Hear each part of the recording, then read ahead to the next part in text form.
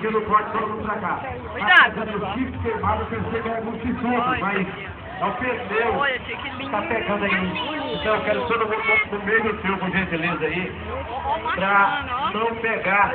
Tá pegando embaixo aí, valeu? Pessoal do Sesc aí, um abraço. Em geral, toda a família, valeu?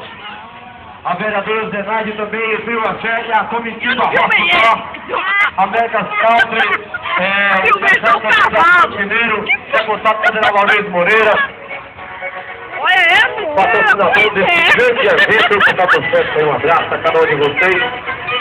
Esse é o trio Axé puxando aí a comitiva Roça, essa comitiva, e meu amigo, a do Clube Nova Porteira, um abraço, meu amigo Aliene, comitiva.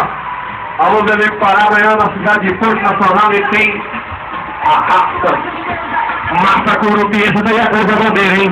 Atrás do trio a Massa Curupiense amanhã, top linha lá em Porto Nacional, da grande primeira final do campeonato estadual.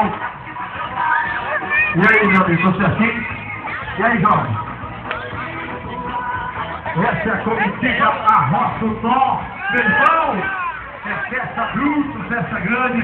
Alô, Major, alô, também o nosso Jopalusa, comitiva Arroça o Nó tá passando, a vereadora Zenaide apoiando, também América Country, agora vai ser 2020, da 8 e a 9 na Avenida Goiás, Pastor Mineiro, e também MM Atacadista, dedicado todo o interlocutor do Sol de Deus.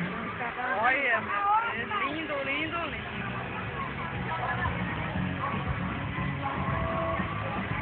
Eles deixaram o bonito pro final, né? Que é pra mostrar, né?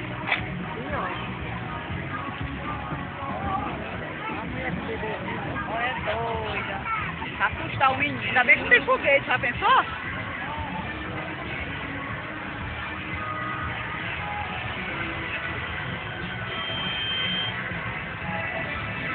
Mas aí, o Jean vai a que hora lá, pra lá? Amanhã? É, trabalhar. Mas aí a gente não ficava até 4 horas da manhã.